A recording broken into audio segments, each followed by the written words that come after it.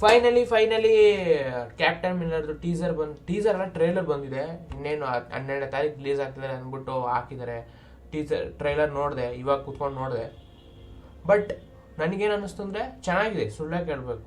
ಇದು ಇಂಡಿಪೆಂಡೆನ್ಸ್ ಹೇಗೆ ಸಿಕ್ತು, ಆ ಟೈಮಲ್ಲಿ ಯಾವ ಥರ ಜನಗಳು ಯಾವ್ಯಾವ ಥರ ಇದ್ದರು, ಬ್ರಿಟಿಷರ್ಸ್ ಯಾವ ಥರ ಕೆಲಸ ಮಾಡ್ತಿದ್ರು, ಅವ್ರು ಹೆಂಗೆ ದೇವಸ್ಥಾನಗಳನ್ನ ಹೊಡೆದಾಕ್ಸ್ತಿದ್ರು, ಏನಪ್ಪ ಅದು ಎಷ್ಟೊಂದು ಜನ ಅದರಲ್ಲೂ ಸಿರ್ಫ್ ಏನಪ್ಪ ಅದು ಒಬ್ಬರೇ ಮಹಾತ್ಮ ಗಾಂಧಿ ಒಬ್ಬರೇ ಎಲ್ಲ ಫೈಟ್ ಮಾಡಿದ್ದು, ಬೇರೆಯವ್ರು ಕೂಡ ಫೈಟ್ ಮಾಡಿದ್ರು, ಅದರಲ್ಲಿ ಕೆಲವೊಬ್ಬೊಬ್ರು ವೈಲೆನ್ಸ್ ಕೂಡ ಯೂಸ್ ಮಾಡಿದ್ರು ಅನ್ನೋ ಟೈಪ್ ಕಾನ್ಸೆಪ್ಟಲ್ಲಿ ಬಂದಿರೋ ಮೂವಿ ಇದು. ಟ್ರೂ ಬೇಸ್ ಸ್ಟೋರಿ ಇದು ಅಂತ ಎಷ್ಟೊಂದು ಜನ ಹೇಳ್ತಿದ್ದಾರೆ, ಗೊತ್ತಿಲ್ಲ.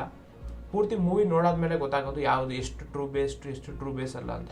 ಬಟ್ ಇಟ್ ಲುಕ್ಸ್ ಗುಡ್, ಚೆನ್ನಾಗಿದೆ ನೋಡೋದಕ್ಕೆ. ನನಗಿದು ಸೂಪರ್ ಎಕ್ಸೈಟಿಂಗ್ ಆಗಿದೆ. ಏನಕ್ಕೆ ಅಂದರೆ ಒಂದು ಇದು ಪೇಟ್ರಿಯಾಟಿಕ್ ಮೂವಿ, ಇನ್ನೊಂದು ಬಂದ್ಬಿಟ್ಟು ಧನುಷ್ ಇದ್ದಾರೆ ಅಂತ, ಇನ್ನೊಂದು ಮೂರನೇದು ಮೂವಿ ಶಿವರಾಜ್ ಕುಮಾರ್ ಇದೆ ಅಂತ. Of course Shivaraj Kumar is there. ಹೌದು, ಅವ್ರದ್ದು ತುಂಬ ಜಾಸ್ತಿ ರೋಲ್ ಇಲ್ಲ, if I'm not wrong. Dhanush ಅವ್ರದ್ದು ಬ್ರದರ್ ರೋಲ್ನ ಪ್ಲೇ ಮಾಡ್ತಾರೆ. ಧನುಷ್ ಒಬ್ಬರು ಬ್ರಿಟಿಷರ್ ಆಫೀಸರ್ ಆಗಿ ವರ್ಕ್ ಮಾಡ್ತಿರ್ತಾರೆ. ಆ ಟೈಮಲ್ಲಿ ಏನಾಗುತ್ತೆ ಅಂದರೆ ಟ್ರೈನಿಂಗ್ ಮಾಡ್ತಿರ್ತಾರೆ ಅಥವಾ ವರ್ಕ್ ಮಾಡ್ತಿರೋ ಟೈಮಲ್ಲಿ ಶಿವರಾಜ್ ಕುಮಾರ್ನ ಅವ್ರು ಬ್ರಿಟಿಷರ್ಸು ಸಾಯಿಸ್ತಾರೆ ಅಂತ ನನಗನ್ಸುತ್ತೆ. ಅದರಿಂದ ಧನುಷ್ ಅವರು ಚೇಂಜ್ ಆಗಿ and he became something else. ಈಗ ಫೈನಲಿ ಆ ಕ್ಯಾಪ್ಟನ್ ಮಿಲ್ಲರ್ ಅನ್ಸ್ಕೊತಾ ಇದ್ದವನು ಈಗ ಡೆವಿಲ್ ಅಂತ ಕಳಿಸ್ಕೊಂಡು ಬ್ರಿಟಿಷರ್ಸ್ನ ಸಾಯಿಸ್ತಾ ಇರ್ತಾನೆ ಅನ್ನೋದೇ ಕಾನ್ಸೆಪ್ಟ್ ಅನ್ನೋದು ಈಗ ಸದ್ಯಕ್ಕೆ ತೋರಿಸಿದ್ದಾರೆ. ಅದರಲ್ಲಿ ಏನೇನೋ ಬೇರೆ ರೀಸನ್ಸ್ಗಳು ಇದೆ. ಅದು ಏನೋ ದೇವಸ್ಥಾನ ಅಂತ ತುಂಬ ಸರಿ ಮೆನ್ಷನ್ ಮಾಡ್ತಾರೆ, ದೇವಸ್ಥಾನ ಹೊಡೆದಾಕ್ಸ್ಬೇಕು ಹಂಗೆ ಅಂತ ಬ್ರಿಟಿಷರ್ಸು.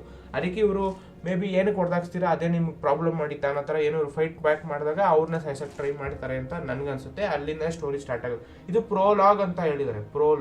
ಪ್ರೋಲಾಗ್ ಅಂದರೆ ಮೇನ್ ಸ್ಟೋರಿ ಏನಿರುತ್ತೆ ಅದು ಮುಂಚೆಂದು ಕತೆ. ಇದು ಹೆಂಗೆ ಬಾಹುಬಲಿ ಪಾರ್ಟ್ 1 ಪಾರ್ಟ್ 2 ಅಂತ ಇತ್ತರೋ ಅದಕ್ಕಿಂತ ಮುಂಚೆದ ಕತೆ ಇರುತ್ತೆ. ಇದು ಲೈಕ್ ಸೀಕ್ವಲ್ ಅಲ್ಲ, ಪ್ರೀಕ್ವಲ್ಲು. ಹಾಗಾದ್ರೆ ಇನ್ನು 2-3 ಪಾರ್ಟ್ ಬರ್ಬೋದು ಫ್ಯೂಚರಲ್ಲಿ. ಸದ್ಯಕ್ಕೆ ಚೆನ್ನಾಗಿತ್ತು. ಓವರ್ ಆಲ್ ವಿಜುವಲ್ಸ್ ಕೂಡ ಚೆನ್ನಾಗಿತ್ತು, ಕ್ವಾಲಿಟಿ ಕೂಡ ಚೆನ್ನಾಗಿತ್ತು. ಆ ರಾನೆಸ್ ಅಂತಾರಲ್ಲ, ಆ ರಾನೆಸ್ ಇತ್ತು. ರಾನೆಸ್ ಅಂದರೆ ಏನಂತಾರೆ, ರಿಯಲಿಸ್ಟಿಕ್ ಅಂತಾರಲ್ಲ, ಆ ಥರ ಅದು ಇತ್ತು. ಫೀಲ್ ಕೊಡುತ್ತೆ. ಏನಪ್ಪದು ಬ್ರಿಟಿಷರ್ಸ್ ಇದ್ರೆ ಈ ಥರ ಇರ್ತಿತ್ತು. ಬ್ರಿಟಿಷರ್ಸ್ ಒಬ್ಬರೇ ನಾವು ಯಾವಾಗಲೂ ಒದೆ ತಿಂತಿದ್ವಿ ಅನ್ನೋದು ತೋರಿಸ್ತಾರಲ್ಲ ಅವರು. ಇದ್ರಲ್ಲಿ ನಾವು ಒದೆ ತಿಂತೀವಿ, ಅವ್ರಿಗೂ ಒದೆ ಕೊಡ್ತೀವಿ ಅನ್ನೋ ಥರ ಕಾನ್ಸೆಪ್ಟ್ ಇದು. ಲೈಕ್ ಎಷ್ಟೊಂದು ಜನ ಇರ್ತಾರೆ, ಯಾರು ಬರೀ ಬ್ರಿಟಿಷರ್ಸ್ಗೆ ಬರೀ ಒದೆ ತಿಂತಾನೆ ಇರಲಿಲ್ಲ, ಅವ್ರಿಗೂ ಹೊಡಿತಿದ್ರು ಇಟ್ಕೊಂಡು. ಅದಕ್ಕೆ ತಾನೇ ಬ್ರಿಟಿಷರ್ ಆಫೀಸರ್ ತುಂಬ ಜನ ಆಫೀಸರ್ಸು ಹುಡುಕ್ತಾ ಇದ್ರು. ಅಲ್ಲಿ ಎಷ್ಟೊಂದು ಜನ ವಾಂಟೆಡ್ ಪೋಸ್ಟರ್ಗಳು ಎಕ್ಸಿಸ್ಟೆನ್ಸಲ್ಲಿ ಇತ್ತು. ನಾವು ಏನು ವೆಸ್ಟ್ ಕಂಪೇರ್ ಮಾಡಿದ್ರೆ ಇಂಡಿಯನ್ಸಲ್ಲೂ ಕೌಬಾಯಿ ಅದು ಇದು ಇತ್ತು, ಜಾಸ್ತಿ ಎಕ್ಸ್ಪ್ಲೋರ್ ಮಾಡಿಲ್ಲ ಅಷ್ಟೇ. ಡಕಾಯಿತರು, ಕಳ್ಳರು, ಮತ್ತು ರೆಬೆಲಿಯಸ್ಸು, ಇನ್ನು ಬೇರೆ ಥರ ಕಾನ್ಸೆಪ್ಟ್ಗಳು ಇತ್ತು. ಅವ್ರ ಮೇಲಿಂದ ಪಿಕ್ಚರ್ಗಳು ಮಾಡಬೇಕು. ಅವರ ಫ್ರೀಡಮ್ ಫೈಟರ್ ಅಂತ ಎಷ್ಟೊಂದು ಜನ ಕನ್ಸಿಡರ್ ಮಾಡಲ್ಲ. But they did something right to save them. ಅವ್ರ ಊರ್ನಾಗ್ಲಿ ಇದನ್ನಾಗಲಿ ಕಾಪಾಡೋಕ್ಕೋಸ್ಕರ ಏನಾದ್ರು ಮಾಡಿದ್ರು. ಬೇರೆಯವ್ರ ಬಗ್ಗೆ ಎಲ್ಲ ಏನೂ ಮಾತಾಡ್ಕೊಳ್ಳೋ. But it's a good thing.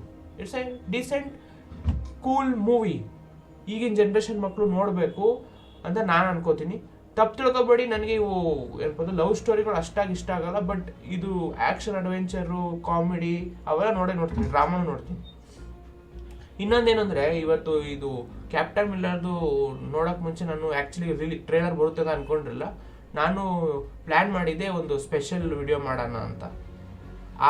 ಆ ವಿಡಿಯೋ ಬೇಕು ಅಂದಿದ್ದರೆ ಕಮೆಂಟ್ ಸೆಕ್ಷನಲ್ಲಿ ಹೇಳಿ ನನಗೆ ಬೇಕು ಆ ವಿಡಿಯೋ ಅಂತಂದರೆ. ಅದು ಕೆಟ್ಟಾಗೇನಿಲ್ಲ, ಬಟ್ ಏನಂದರೆ ಒಂದು ಇನ್ಫಾರ್ಮೇಷನಲ್ ವಿಡಿಯೋ ಆಗಿರ್ತಿತ್ತು. But it's okay. I didn't expect ಅದು Captain Miller all of sudden drop ಆಗುತ್ತೆ. ಇದನ್ನು ಯಾರು ಡಿಸ್ರೆಸ್ಪೆಕ್ಟ್ ಮಾಡಿಬಿಡಿ, ಇದು ತಮಿಳ್ ಮೂವಿ ಅಂತ. It's overall Indian movie. Respect ಮಾಡಿ ಇದನ್ನು. ಇಂಡಿಯನ್ ಮೂವಿಯಲ್ಲಿ ಚೆನ್ನಾಗಿರುತ್ತೆ quality. Dhanush is a great actor, ಸುಳ್ಳೆ ಕೇಳಬೇಕು. ಧನುಷ್ ಅವರು ತುಂಬ ಚೆನ್ನಾಗಿ ಆ್ಯಕ್ಟಿಂಗ್ ಮಾಡ್ತಾರೆ. ಶಿವರಾಜ್ ಕುಮಾರ್ ಅವರ ಸೈಡ್ ರೋಲ್ ಮಾಡಿದ್ದಾರೆ ಅಂತಲ್ಲ, ಅಲ್ಲಿ ಎಷ್ಟು ಇಂಪಾರ್ಟೆನ್ಸ್ ಇತ್ತು ಅನ್ನೋದ್ರ ಮೇಲೆ ಡಿಪೆಂಡ್ ಆಗುತ್ತೆ. ನೆಕ್ಸ್ಟ್ ಫ್ಯೂಚರಲ್ಲಿ ನಾವು ಕನ್ನಡದವರು ಎಷ್ಟೊಂದು ಪಿಕ್ಚರ್ ಮಾಡ್ತೀವಪ್ಪ, ಅವ್ರನ್ನೂ ಕರಿಬೇಕು ಅಂತ ನಾವು ಹೋಗಿ ಈಗ ಫಸ್ಟ್ ನಾವು ಬೇರೆ ಮನೆ ಊಟ ಮಾಡಿರ್ತಾನೆ ನಮ್ಮ ಮನೆ ಊಟ ಕರೆಯೋಕ್ಕಾಗೋದು. ನೀವು ನಿಮ್ಮ ಮನೆ ಊಟಕ್ಕೆ ಡೈರೆಕ್ಟಾಗಿ ಕರೆದ್ರೆ ಅವರು ಏನು ಅನ್ಕೋಬೋದು, ಕೆಲವೊಬ್ರು ಬರ್ತಾರೆ, ಕೆಲವೊಬ್ರು ಬರಲ್ಲ. ಸೊ ಇದು ಹಂಗೆ ಅನ್ಕೊಳ್ಳಿ. ಸ್ಟಾರ್ಟಿಂಗಲ್ಲಿ it's like don't disrespect anybody. Over all it's a good thing right. Next ನಾಳೆ ಶಿವರಾಜ್ ಕುಮಾರ್ ಯಾವ್ದಾದ್ರು ದೊಡ್ಡ ಪಿಕ್ಚರ್ ಮಾಡ್ತಾರೆ, ಅದರಲ್ಲಿ ಧನುಷ್ ಅವರು ಕ್ಯಾಮಿಯೋನು ಮಾಡ್ಬೋದು. ಅದು ಆ ಥರನೇ. ಅವರು ಇದು ಕ್ಯಾಮಿಯೋ ಅಲ್ಲ, ಇದು ಎಕ್ಸ್ಟೆಂಡೆಡ್ ರೋಲ್ ಅಂತ ಅನ್ಬೋದು. ಕ್ಯಾಮಿಯೋ ಪ್ಲಸ್ ಎಕ್ಸ್ಟೆಂಡೆಡ್ ರೋಲ್ ಅಂತ ಅಂದರೆ ಕಮ್ಮಿ ಅನ್ನೋದು ಅವ್ರದ್ದೊಂದು 20 ನಿಮಿಷ ಏನಾದರೂ ಸೀನ್ ಇದ್ದೇ ಇರುತ್ತೆ. ಶಿವರಾಜ್ ಕುಮಾರ್ದು ಜೈಲರಲ್ಲಿ ಇತ್ತಲ್ಲ ಅಷ್ಟಿಲ್ಲ, ಅದಕ್ಕಿಂತ ಜಾಸ್ತಿನೇ ಇರುತ್ತೆ. Because is playing Captain Miller's brother role, ಅವ್ರ ಅಣ್ಣನ ರೋಲ್ ಮಾಡ್ತಿರೋದ್ರಿಂದ ಸ್ವಲ್ಪ ಜಾಸ್ತಿ ಇಂಪಾರ್ಟೆನ್ಸ್ ಇರುತ್ತೆ. ಅದರಿಂದ ಇಂಪ್ಯಾಕ್ಟ್ ಕೂಡ ಆಗುತ್ತೆ ಅನ್ನೋ ಥರ ತೋರಿಸ್ತಾರೆ. ಓವರ್ ಆಲ್ ನನಗೆ ಟ್ರೈಲರ್ ಇಷ್ಟ ಆಯಿತು. ನಿಮ್ಗೆ ಇಷ್ಟ ಆಗಿದೆ ಹೇಳಿ, ಇಲ್ಲ ಅಂದರೆ ಬಿಡಿ, ನನಗೆ ತಲೆ ಕೆಡಿಸೋ. ಬಟ್ ಸಬ್ಸ್ಕ್ರೈಬ್ ಅಂತೂ ಗ್ಯಾರಂಟಿ ಮಾಡಿ, ಲೈಕ್ ಮಾಡಿ. Thanks for watching.